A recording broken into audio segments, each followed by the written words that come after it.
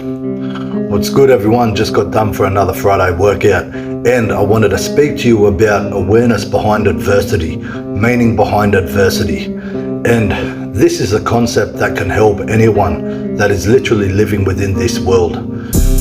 When we come across adversity, we need to be able to look at it in a way of an internal notification so that we do not let this become something that can hinder and change and rock our internal peace and who we are and what we're about, so that we can use this as an opportunity to be able to build resilience, to be able to build conviction, belief in who we are, to be able to build strength upon restraint, and to be able to build a character that is forged within stone, so that the different trials and tribulations of life are not going to change who we are as an individual.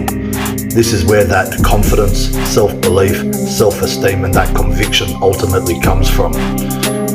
These are unavoidable things that life are always going to set upon us.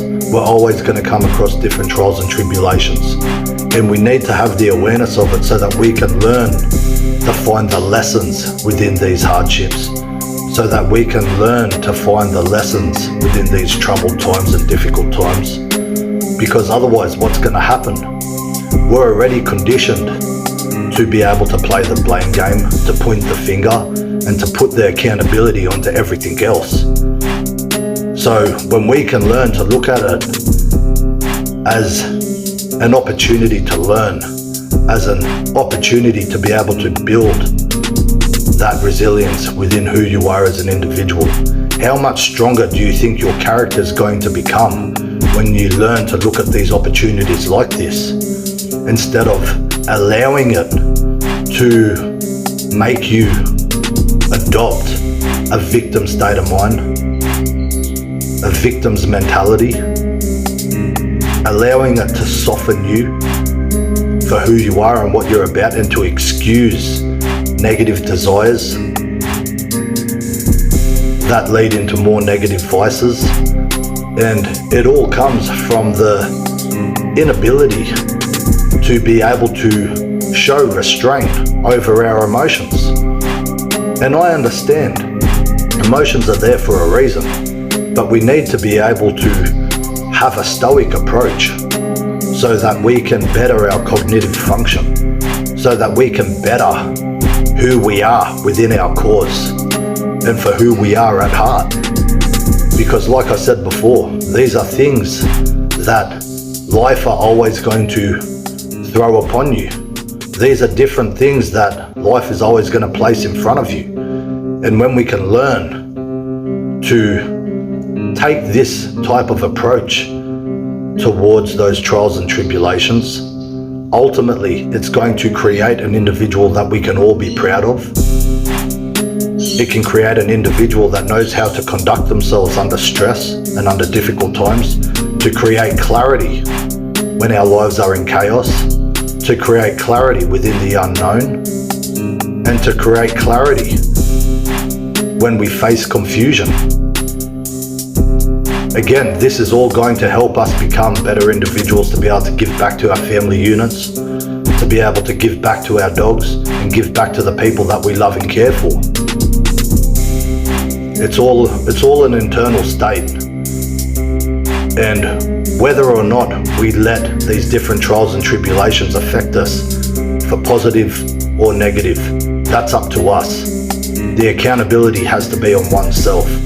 The accountability has to come from within, not because I told you to or because someone else told you to. You need to be able to make that conscious decision for yourself, for who you are and what you stand for and what you're about. Don't allow these different trials and tribulations of life allow you to let yourself lose your own composure, where you just lash out in different ways, where you literally become a bitch and a slave to your emotional state.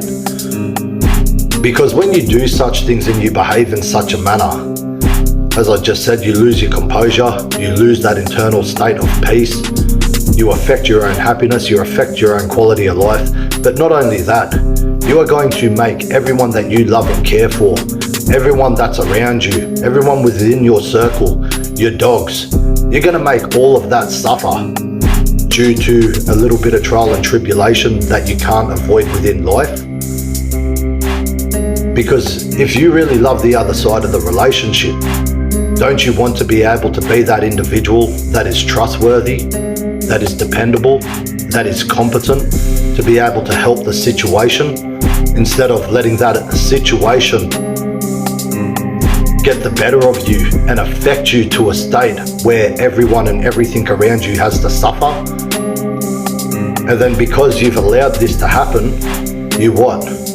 You go back to that conditioned behavior where you point the finger at everyone and everything else because you lack that accountability. This is why it's so important to be able to understand it in a way where we can find the lessons within these trials and tribulations, where we can find the lessons within these difficult times, where we can find the lessons within the adversity and challenges of life.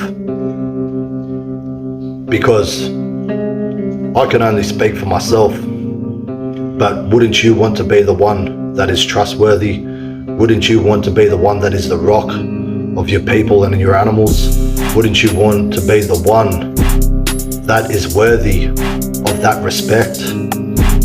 To be worthy to be looked up at as an asset, not a liability? Because ultimately that's what we become if we just allow ourselves to adopt this victim state of mind. We become a liability to ourselves and everything around us, and then we end up victimizing ourselves and everything around us. We can do better than that. We can become these individuals that is an asset to our family units and the people that we love and care for. And we can become the individual that is an asset to our dogs so that they all trust our guidance and direction. A little bit of food for thought. Hope that helps. Peace. Dex in the laboratory.